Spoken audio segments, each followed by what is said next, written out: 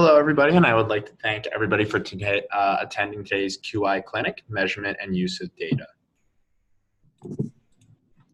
Before we begin, I would like to announce that the following individuals have no financial conflicts of interest relevant to this activity as the planners, reviewers, and moderators and speakers of today's presentation.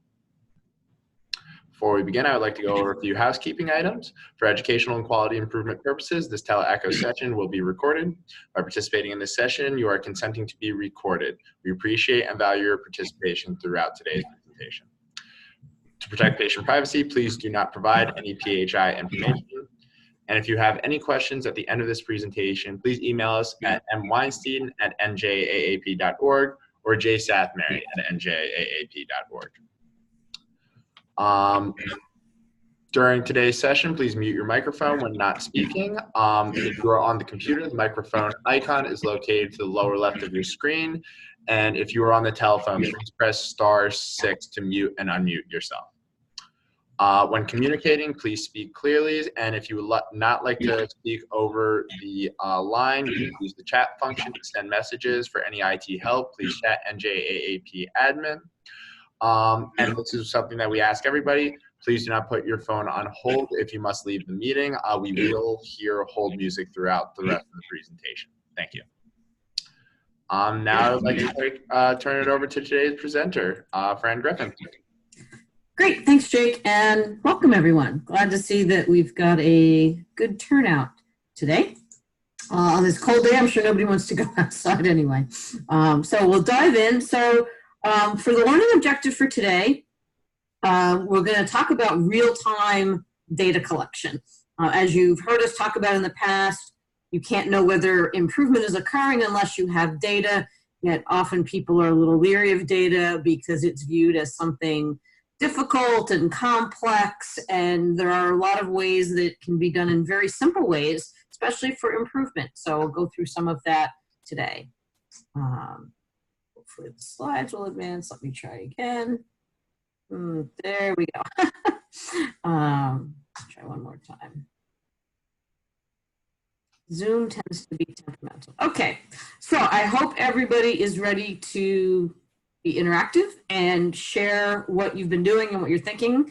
Otherwise, we're going to have a lot of quiet time on the call because my slides are not lengthy today. But we like to start each one of these sessions with follow-up from last month. So last month, if you remember way back before the holidays, we talked about mapping workflows and the importance of understanding what the current process looks like before you try to improvement and to avoid a lot of pain and rework. And so hopefully some of you have been able to take a few steps doing that, thinking about a workflow related to vaccines and mapping out the steps. I was so hoping over the holidays that somebody would send me one via email, but I didn't get any. So we'll try to go through this verbally in hopes that you've done so. And interested to know, I have the list of the participating organizations in a little box there so that if I don't hear from anybody, we'll start calling out from different organizations. What process or workflow did you select? What were the key starting and ending points of the piece of the process you were looking at? Remember from last time, it's really important to have a very clear start and end point before you map it. And what did you learn by going through this? And so let's see if we've got any volunteers to start.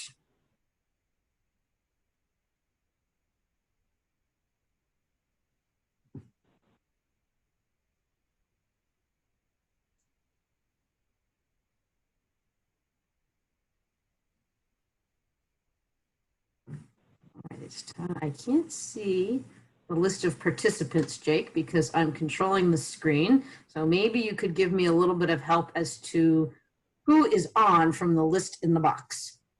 I have to start seeing what people might have been able to do.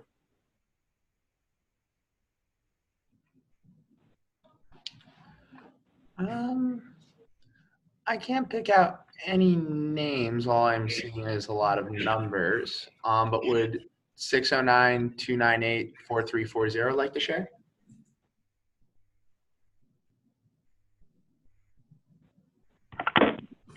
Hi, that's me. I'm Jackie from Virtua. Hi, Jackie. Hi, how are you? I'm good, thanks. How are you? I'm doing well. So I think that we, which you may or may not know, have had such a difficulty in gathering data. That's kind of where we were stuck in this process.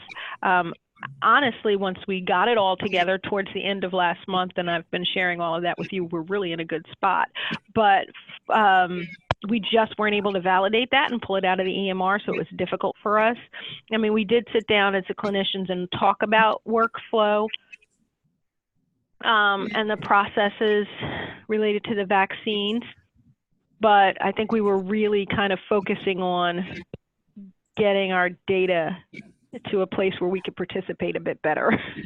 Okay, yeah, that can take a lot of time, and Yeah. have an offline chat if it would be helpful on where you are with the data, and see if we can find some ways to make that easier, because you don't want to end up spending so much time trying to collect data that you never get to the improvement part of it.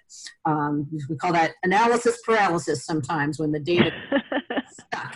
And so happy to talk about that if that would be helpful.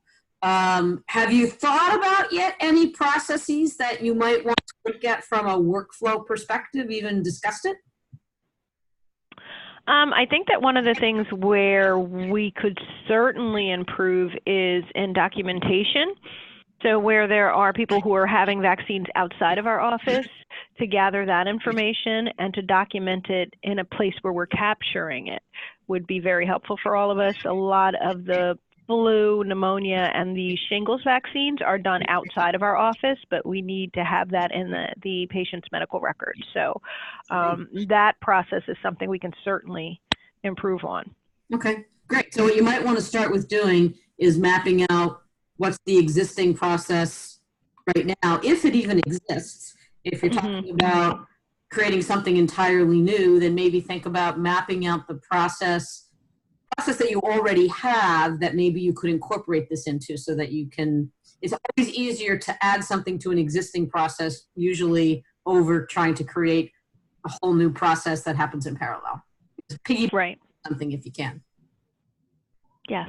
Great. Okay. All right. Well, thank you for going first as we call on you. Appreciate that. You didn't give me a choice, but you're welcome. Okay. Well, now we're going to give somebody else the same fair turn. So we get a volunteer. If not, Jake, pick somebody else.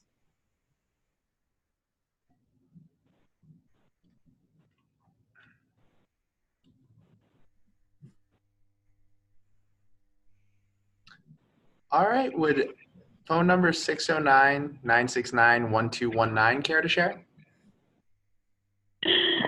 That's Denise Baker from St. Francis Medical Center in Trenton. I basically do the data collection. I do not work on the floor, so I would have to refer this over to Dr. Wallach if she's on. Or somebody from Good afternoon, it's me, Mabruk. I'm around, I'm here. I'm one of the residents Great. from San Francisco. So have you started looking at the workflow related to the vaccine process yet?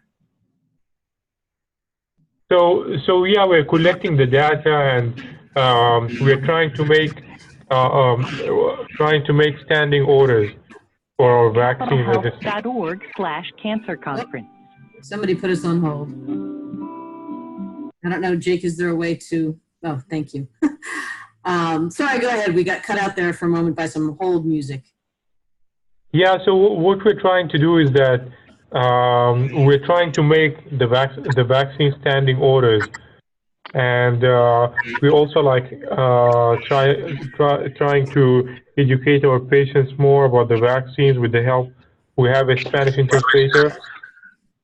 We used to have, our main difficulty was with the Hispanic population on the immunization rate, but now with the help of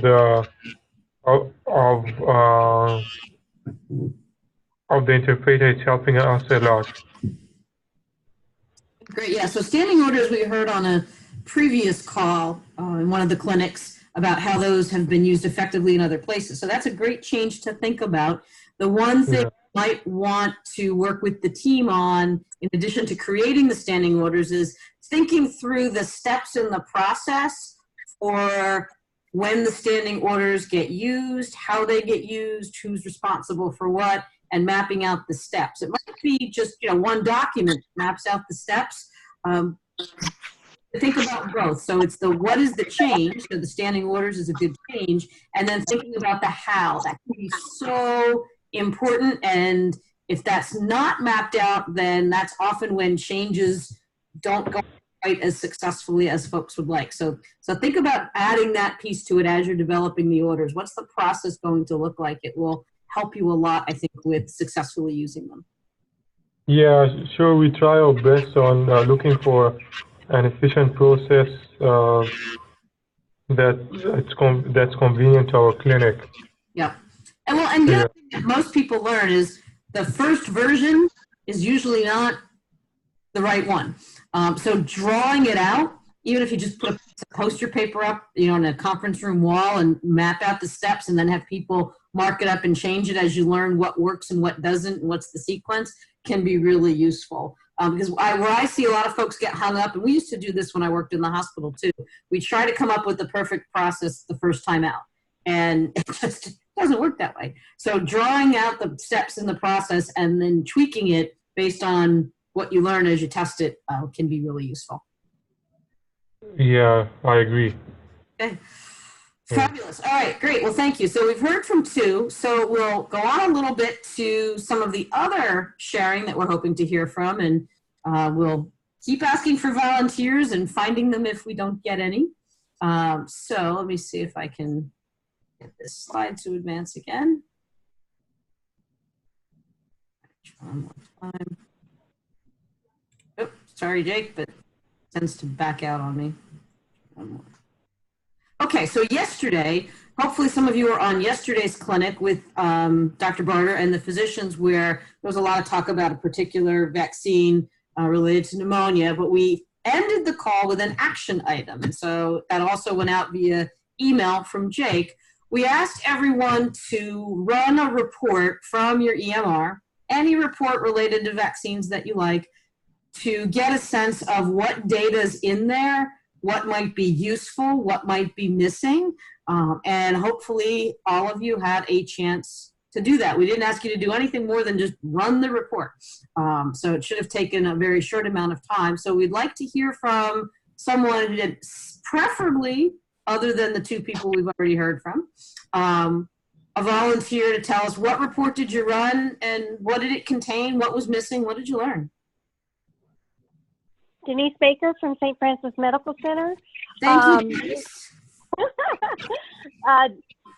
We have NextGen reports that has our vaccines in there, and what we found when we tried to run them is our physician master list in the EMR was not updated. So we are working right now to get all that updated so we can have real-time vaccines to run those, at any time on demand. Is that that's for all vaccines, or is that for select vaccines? I didn't. It's flu and pneumonia is what we have. Okay. So did you run a report since yesterday? We ran one on Monday. Okay. And right now we are not getting the results because of our physician list is not updated correctly. So we're working with the IT department to get that fixed. Okay. So the information is going into the record but not coming out in the report? Exactly. Wow. Okay. That is a challenge. Now, other hospitals are using it. It's the same NextGen reports that our sister hospitals use, so we know it works. Just ours hasn't been updated, so it works successfully. And so we're trying to get that in the next couple of weeks. Great. Okay. And I don't know if you can see the question in chat. Somebody asked, is this run as a crystal report? I would have to ask. I'd have to ask the IT department on that one. That's working on this. Okay. Yeah. I don't know what crystal means, but if you find out the answer to that and you send it to Jake, we can include the answer in one of the next emails that goes out. I'm not sure who's asking the question. Will do. Great. All right. Thanks, Denise. And the same person also just wrote, we also use NextGen, and we are looking for a good system to use to generate our data. Okay. So that's the value of being in a project like this. somebody on the phone here or on computer might have an answer to that. If you do, please send a response to everyone in the chat so that you can help out your colleague here if you've got any good suggestions. All right, let's see if we can get one more volunteer who can tell us about a report run from your EMR and what data, before I start talking about data, it's providing or what seems to be missing. Hi, this is Delora Marzani from Capital Health. Hello, Can you how hear are you? me? Yes. I'm good. Yeah, so we have been receiving reports from our EMR since the beginning, and our last report was just this Friday.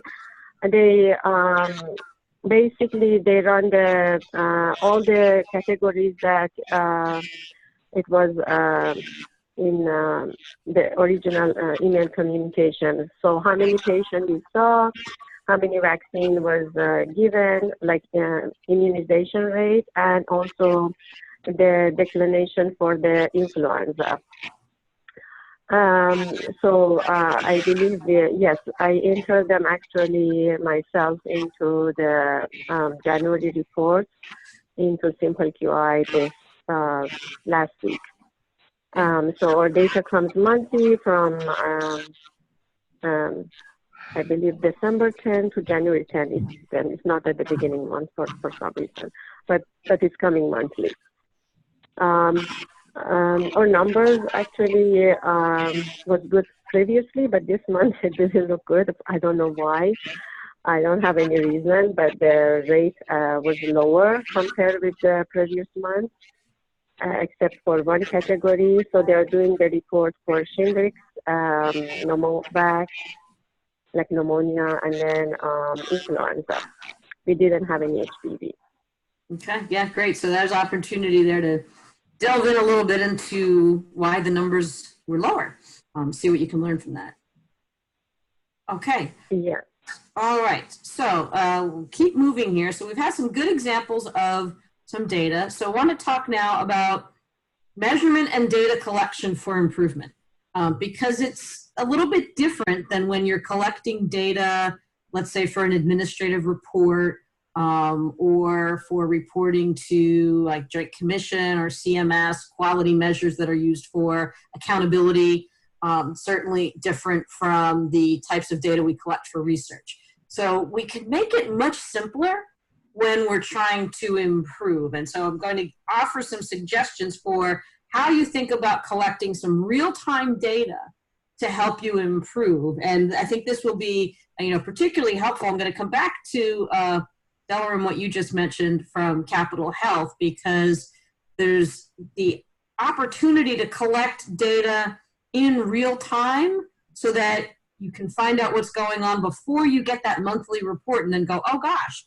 the number's lower, but we don't know why. So thinking about some real-time data as you try to ensure consistency, but it doesn't have to be complicated. It doesn't have to be big.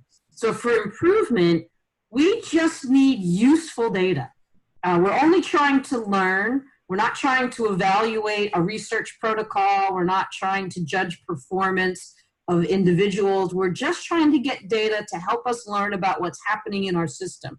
So it doesn't have to be perfect, and simple is often best. So simple can be on paper and pencil, and I'll show you an example of something that I use regularly with pencil and paper just to get some data. You can use sampling because you don't need to collect this for all patients or every day or every visit. I mean, sometimes just enough to know. You do want to collect the work at the point of care. So having it right where the work is happening is ideal, and that's where paper sometimes becomes the easiest way to do it. And you want to make sure that you've got qualitative data rather than waiting always for the quantitative data. So an example like we just heard from Capital Health where the report is monthly, you don't want to wait until next month's report to find out how things are going. You can always just ask people, how do we think we're doing? Do we think we're missing people? Do we think that any issues we may have had last month have been resolved? So make sure you get that qualitative data too. So I borrowed this slide with permission from my friend Jim, who is a engineer and statistician at Northeastern University. We work on a lot of healthcare projects together. And he came up with this one about why sampling is not only okay, but it's often preferred. So we can get data on the entire population, but if you were to attempt to do that, as you know, just even running reports for the baseline data, it can get a little cumbersome and it can get costly. But when we get to the point of trying to work on improvement, we don't need that much data. We need just enough to know. So sampling is a good way to do it. The analogy that Jim has here in this slide is, if you were making a pot of soup, perfect weather for making soup, you don't need to eat the entire pot of soup to know whether or not it tastes right. So in cooking, we'll taste and then adjust. So we might take a spoonful, taste it, add more salt, add something else, and then we taste it again. So sampling is really the same type of approach, just enough to know. And really in statistics, if you do small samples over time, especially if they're randomly collected, they do add up to the same data that you would get if you did the entire population of whatever it is you're looking at. So think about using sampling. In some of the work we've done in other NJAFP projects we've done, collect data on the first 10 patients who come in the door, and that's it. Or the first 10 patients who are there for a well visit. You don't need to collect it for the whole day, but we would want to mix it up. If you, in 1 week, do the first 10 patients, then the next week say, okay, then we might do the first 10 after lunch. Because you don't want to have bias of everybody was first thing in the morning and things are different in the afternoon. Mix it up, but you don't need to do it every day. You could do 5 patients and say, on Monday we're going to do the first 5 in the morning. On Wednesday we're going to do the last 5 of the day, and we'll do that for a couple weeks and we see what we get. That would be perfectly reasonable and not a lot of work. Make the data collection simple. Pencil and paper, as I mentioned. I took a picture when I was in an airport recently of this little thing with the faces on it.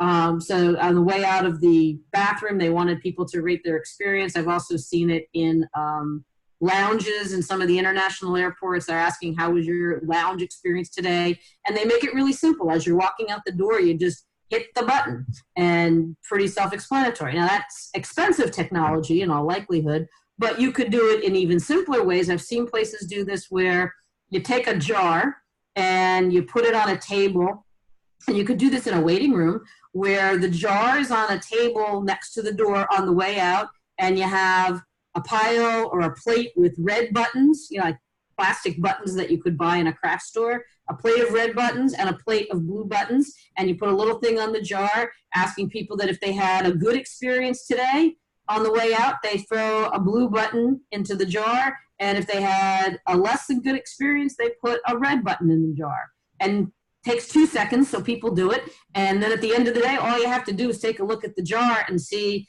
do you have more red than blue? And if you're not sure, you just dump them out, you count, and then you start over the next day. So you can get data collection like this in really simple ways. And if you counted the number of red and the number of blue, then you could take the numbers and start putting them into charts. On our session next month, we're going to talk about the types of charts we use for improvement. But first, you have to have the good data, and it can be done in simple ways. Here's an actual picture of a data collection that I do regularly. So this is from one of the seminars that I did. And at the end of these seminars, we often have an evaluation that we put out on the table. And so this is from the one that I do, this is from the Universal Studios one that I did in December. And so we had 3 questions at the top of the survey. And so the first one was how confident people felt about being able to lead change following the conference. The second one was whether or not they thought the event was excellent. And the third was whether or not they thought the staff who were running the event did a really good job. And the answers across the top were strongly agree, agree, not sure, disagree, strongly disagree. And what I like to do is I want my data immediately. I want to know whether or not people had a good experience so that I can think right away about what might I do differently? How might I improve the agenda, especially for this thing, because I do it every year. And so I sit down with a piece of paper and I draw these lines and I write it all out, and then I just sit there, and as you can see, I make hash marks as I go through all the evaluations, and then I count them up. And even as I'm doing it, I know whether or not we had a good day, a mediocre day, or a bad day by where I'm putting the hash marks. So I was very happy as I was tabulating this one that most of the hash marks were in the strongly agree and agree column. That means people had a good day, and for the most part, we accomplished what we set out to do. Now I've got my data, and then I just bring it home, and when I get home from the conference, I plug this into Excel, and I make my charts and graphs and everything else to share with other people. But it's very simple, quick and easy data collection. You can do the same thing in your work environment by taking a piece of paper and even a poster paper and a marker or something like that and hanging it up on the wall. So an example might be, let's say, this is totally hypothetical, that you're working on the flu vaccine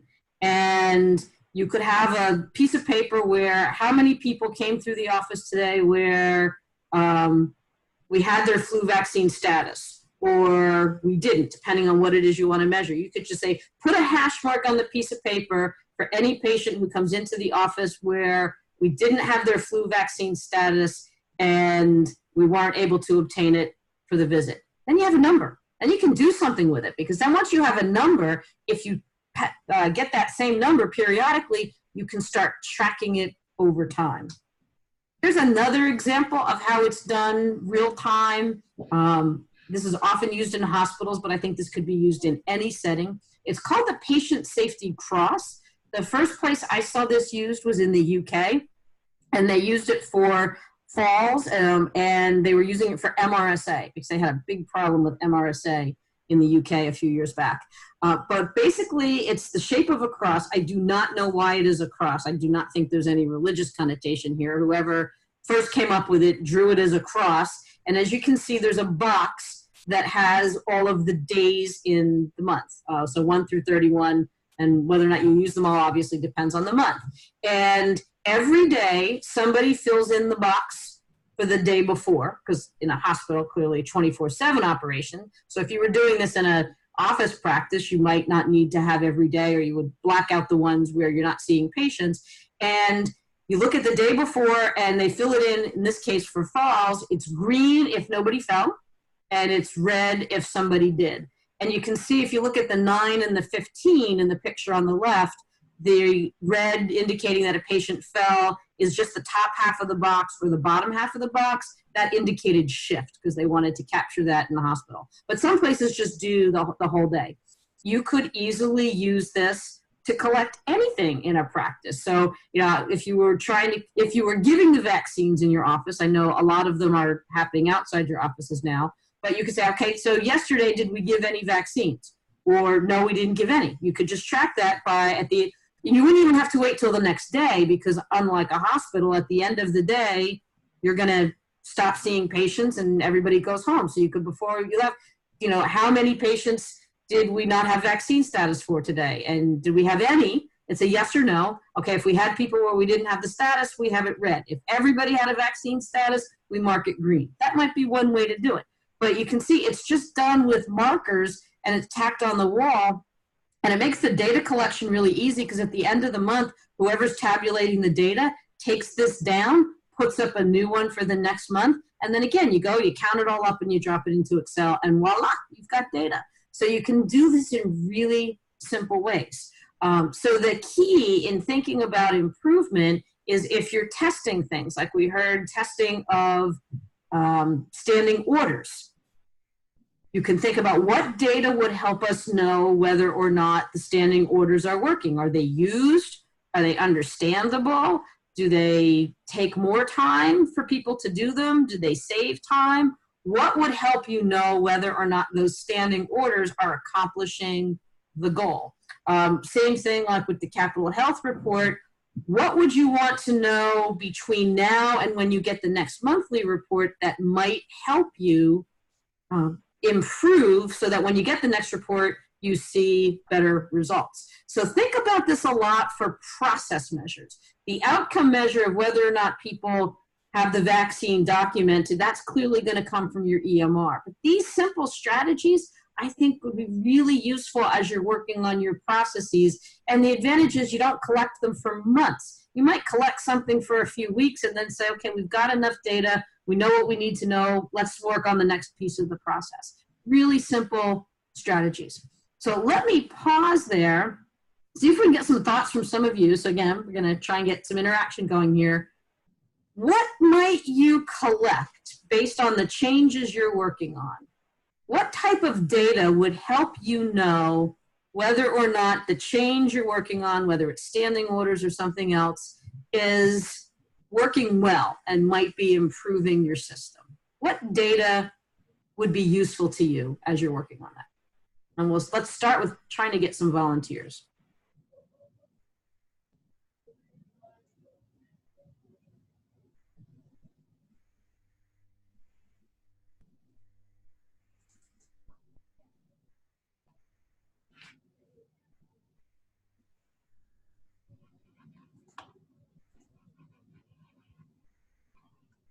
All right, Jake, if we don't get any volunteers, then let's find somebody on the list who we haven't heard from yet.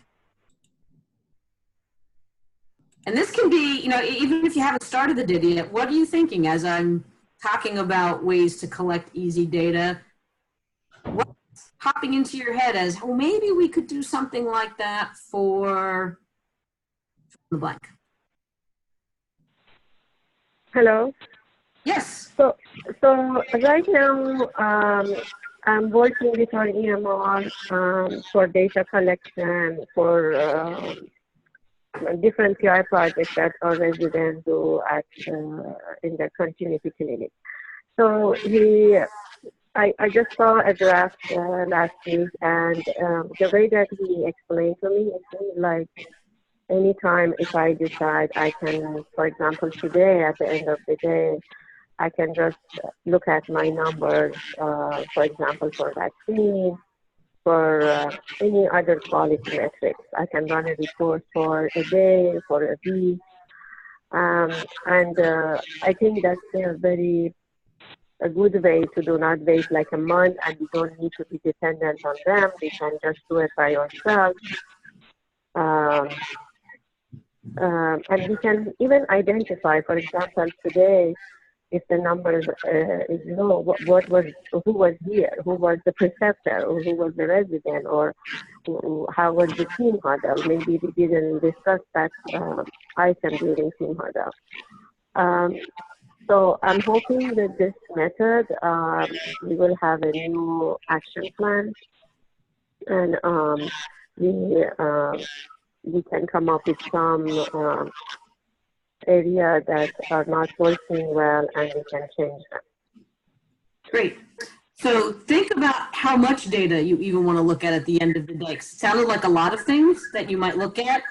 Often with improvement, it's difficult, even for big organizations, to be working on improving more than 3 things at one time. Not that to say that everything you do isn't important, but it splits the resources up a little too much if you try to work on more than 3. So if you're thinking about improvement, you might want to, as you look at that data at the end of the day, and think about, okay, which one might we want to put some effort into improving, and maybe start with one, get that to the level that you want, have some data to show that it's working, and then when it's there, then say, okay, great, now let's go to the next one. So it's great that you have a lot of data you can look at the end of the day.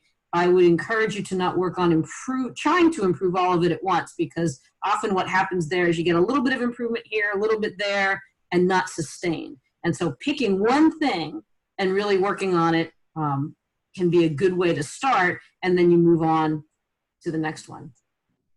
Let's see, do we have anybody on for, let's see, I'm looking, we've heard from Capital. I know Happy Healthy You can't be here. I'm looking at the folks, Jake, who sent in what they're working on in response to your email. We heard from Capital and Palisades and St. Francis and Happy Healthy You for what you're working on. Is anybody on from Palisades today?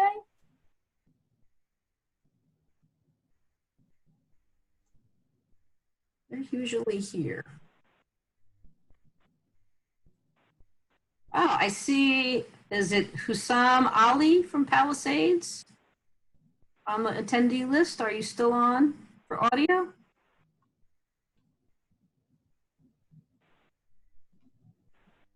I can't see the full attendee list, Jake, so can you tell whether or not Hussam Ali is He is still on, but he is muted and his video is off. I'm not so much worried about the video, but Husan Lali, if you are there and can unmute, we'd love to hear from you.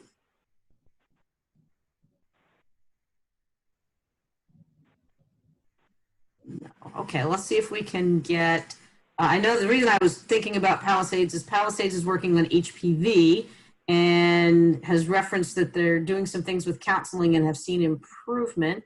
So it would be great to know what type of data is being tracked regarding that. Maybe Hussam is in a location where unmuting would be disruptive. So if that's the case, thank you for not unmuting. All right, let's see if we can get one more volunteer, and then I'm gonna talk about next steps after today. So I'm really hoping folks will think about some data collection.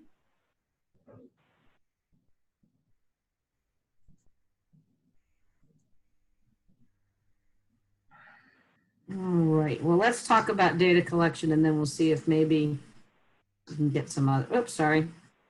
It seems when my mouse goes any place other than outside of the slide area, that feature stops working. Thank you. All right, so action item. So again, this whole ECHO project is all about improvement, and improvement requires action and change. So what I'd like to ask everyone to do is collect some data related to a test. So this data wouldn't be about your vaccination rates, which thank you to those of you who have been posting on Simple QI. The next couple days, I am going to go through all of the most recently posted data and send feedback to those of you who are posting. So if you want feedback, post your data and I will be happy to get in touch with you. But I'm looking for, between now and the next call, some process measured data collected in one of the very simple ways, either that I mentioned or another simple way that perhaps you come up with, but do keep it simple. So for example, if you're working on standing orders, what is the process and what might you measure? So the measure might be something like how many patients came in who should have had the standing order used versus actually did. Or how long did it take for people to use the standing orders, or things like that. Thinking about it from a process perspective. And just do some test cycles. We're hoping that you're all actively working on changes, whether it's introducing standing orders or other things. As you're changing the process, what data would be useful for you to know this seems to be working or not? And please do come to our February 19th session ready to share what you are doing and what you are collecting. It would be great if you send it in advance, and you can certainly send it to me between now and then if you want to get some feedback of whether or not the data seems to be pointing you in the right direction, or if you just want another pair of eyes to look at it, happy to do that. We do ask that you continue to post data on Simple QI by the 10th of each month. So February 10th will be coming around in a few weeks. And again, thank you to those of you who have been posting. And as I said, I'll be looking at that data the next few days. We've not had a lot of PDSA cycles posted to the website though. We are hoping to see that there, and you can incorporate what data you're collecting in the same process. I did send out a document, or I sent it to Jake and he sent it out, on how to post test cycles to Simple QI. If you didn't receive that or you need it resent, please let us know and we'll be happy to send it out again. It's also actually on Simple QI as a resource file, so you can do that. I've got a typo at the last, on the bottom bullet. It says updated data from December. That should say January. And please add the other months if you have them and they're not already there. But going back to what we were talking about at the beginning, if you are still working on baseline data, we don't want you to spend too much more time on that because we need to get to the improvement part of this work. So if the baseline data is something that you're still dealing with and you'd like some help, please do reach out to me because we might be able to simplify this so you can get on to the work of improving vaccines. And as always, my contact info is at the bottom and you can reach out to me at any time. In fact, a couple people already have, which is great. So before we adjourn for the day, let's just pause. See, does anybody have any questions or thoughts, things that you'd like to bring up before we adjourn? And we'll give you a few minutes to get ready for your afternoon, since this is lunch break for many of you.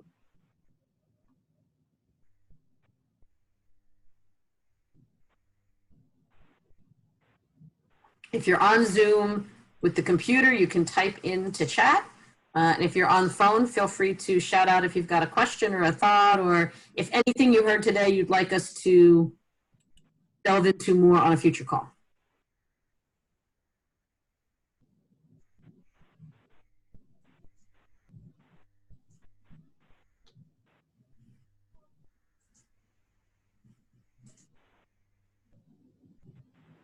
We have a lot of people on as I'm scrolling through the list now that I can see it again. We're very quiet today.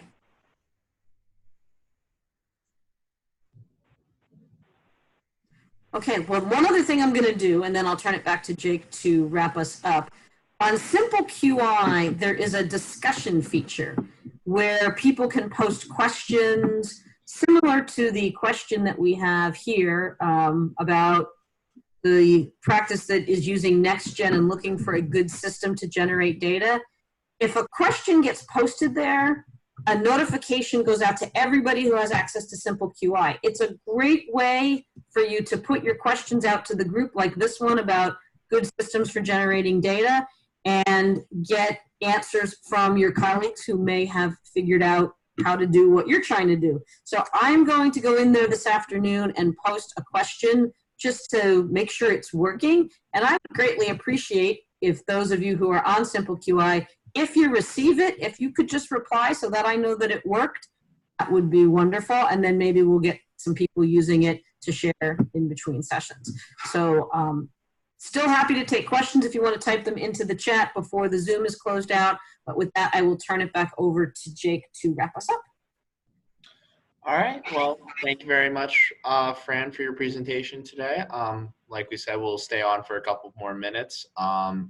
If there are no questions, we'll close out and give everybody a little bit more time to their day.